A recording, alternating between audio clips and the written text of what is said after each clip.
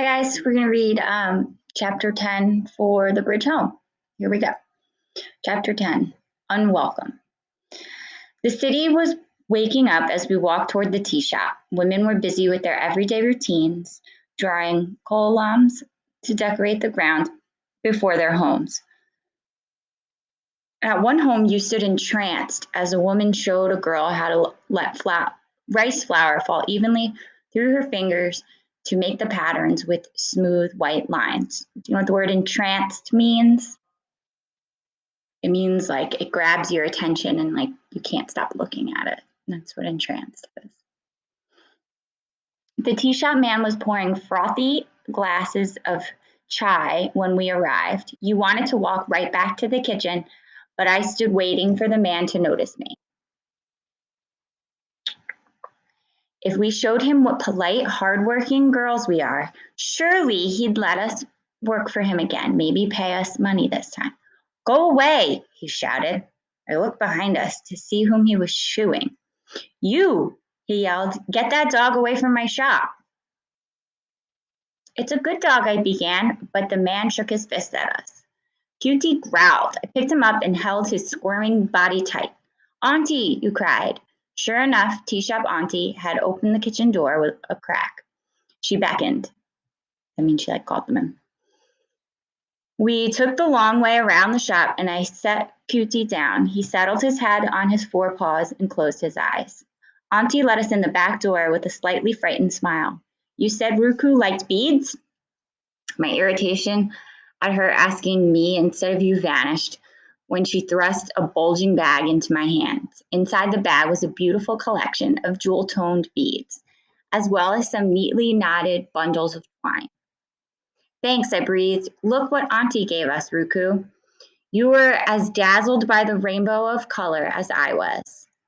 You settled down on the floor of the shack at once and started making a necklace. Fiji, if you can watch the stove, maybe I could quickly show your sister some bead tricks. Of course, Auntie. She sat with you, showing you ways to tie pretty knots and braid strands together. Every now and then, she shot a worried look at the door.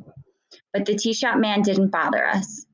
You were so happy I felt reluctant to leave, but after a while, my worry took over. If I told you we had to go find a job, I refilled our water bottle and tea shop auntie pressed a plastic bag with bananas and vadais into my hands. No, auntie, you already gave us too much. Don't argue with your elders. She insisted on giving me something else, a raincoat. Belonged to my daughter. Her eyes flickered across the picture of the young girl next to the picture of the goddess. Gave away most of her things when she died, but this was new and I just couldn't part with it until now.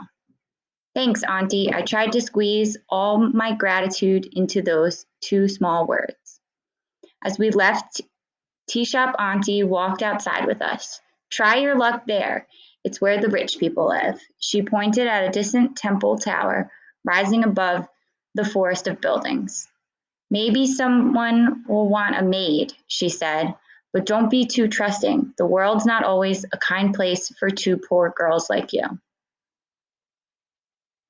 The back alley wasn't as deserted as it had been the day before. A girl dressed in rags pawed at the hem of my skirt as we walked by. Give me something, she whined. I have to look after my brother. See him?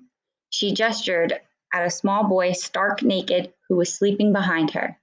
Had they been runaways too?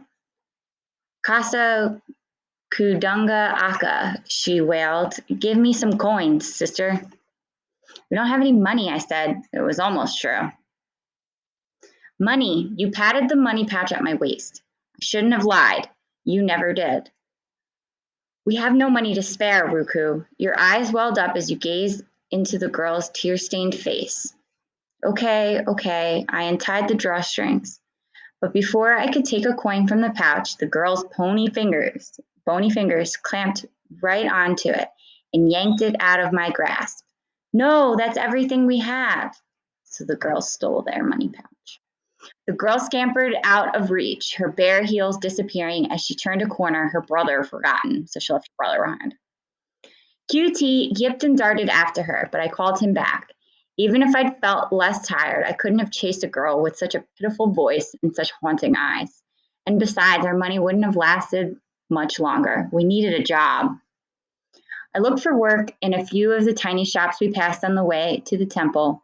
Roadside shacks selling brightly colored clothes and cheap saris, fruit stalls humming with flies, a fragrant flower shop near the temple where two little girls sat weaving garlands of jasmine.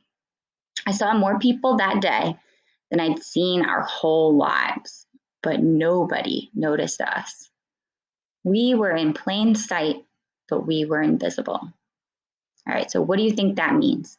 We were in plain sight, but we were invisible. Well, think about it. If you're in a large crowd and you don't know anybody and nobody knows you, um, nobody took the time to look at them to try to help them. They were on their own. So that's why she's saying that they were invisible, because it was just the two of them and they were responsible for themselves and nobody was going to help them. They had to help themselves. So that's what she means. Like, we were in plain sight. Yep, we were there. People can see me, but we were invisible because nobody was helping. And I'm curious to see what you think that means. We will meet again for chapter 11. Have a great day. Bye.